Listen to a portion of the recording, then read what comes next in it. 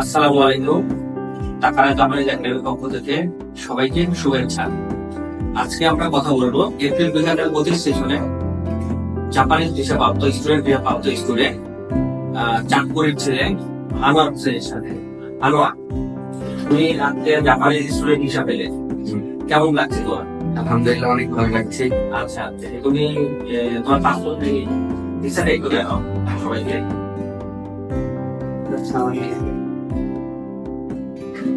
আচ্ছা, কেমন অনুভূতি, কেমন তোমার, কেমন ফিল করছো? সেটা তো বলার মতো না। দীর্ঘ 1 বছর পরিশ্রমের পরে যখন হাতে ভিসা পাইছি তখন নিজের কাছে অনেক ভালো লাগছে। আচ্ছা, তুমি এই তাকারা জাপানিজ একাডেমি কিভাবে এলে, তার মাধ্যমে আসলে কিভাবে শুনলে? তাকারা জাপানিজ একাডেমি আসছে আমার চাচা জাপানে থেকে। ওনার মাধ্যমে এখানকার যে ছেলে আছে সুমন ভাই, উনি জাপানে থেকে, তো ওনাদের মাধ্যমে ওনার পরিচিত ছিল। তো ওনাদের মাধ্যমেই আমি এখানে আসছি। আমার চাচা বলছে এখানে আসতে, পরে এখানে এসে এই ল্যাঙ্গুয়েজ প্রোগ্রামে ভর্তি হয়েছি। আচ্ছা, তাহলে আমাদের এখানে ল্যাঙ্গুয়েজ করে F9 F4 করে। আচ্ছা, এখানকার ল্যাঙ্গুয়েজ শিখার মধ্যে কেমন লেগেছে? কি ছিল? আমি দেখছি, আমি অন্য একটা এজেন্সিতেও ছিলাম, তো ওইখান থেকে আমি এখানে এসে দেখলাম যে ওইখান থেকে এখানে ল্যাঙ্গুয়েজ শিখানোর পদ্ধতিটা আসলে অনেক ভালো। কারণ ওইখান যে আমি যদি আরেকটা জায়গায় না থাকতাম তাহলে বুঝতাম না, জিনিসটা কম্পেয়ার করতে পারতাম না। তো এই ওইখান থেকে এখানে এসে বুঝতে পারছি যে এখানকার ল্যাঙ্গুয়েজ যে এসএমসি, এখানে যে টিচার আছে ওনার অনেক দক্ষ। ওনার মাধ্যমে আমরা N5 N4 কমপ্লিট করছি। ওনার মধ্যে JLPT নাম দুইটাই আমাদের ছিল, আলহামদুলিল্লাহ। এর মাধ্যমে আমরা ভালো শিখতে পারছি। আমি মনে করি এখানে এই তাকারা জাপানিজ একাডেমিটা বেস্ট হল। আচ্ছা, তোমার স্কুল যেটা করে যে ডকুমেন্টেশন প্রসেসিং ছিল, এটা কেমন ছিল? ডকুমেন্টেশন টিম কেমন ছিল? ডকুমেন্টেশনের যে টিমটা, ওনারা অত্যন্ত দক্ষ। কারণ ওনাদের দক্ষতা ছাড়া তো আমাদের এই হাতে আজকে ভিসা আসলো না।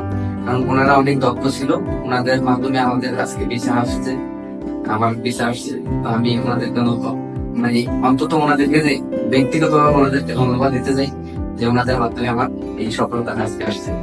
আচ্ছা, এই যে আপনার জাপান যাবে, তোমার জাপানে গিয়ে তোমার ভবিষ্যৎ পরিকল্পনা কি করতে চাও? জাপানে গিয়ে তো ভবিষ্যৎ অনেক বড়, কারণ ওইখানে চিন্তা ভাবনা অনেক বড় কিছু। ওইখানে গিয়ে প্রথমে তো ল্যাঙ্গুয়েজ প্রোগ্রামটা শেষ করতে হবে, তারপর সেলমন কাকুর আছে, ইউনিভার্সিটি আছে।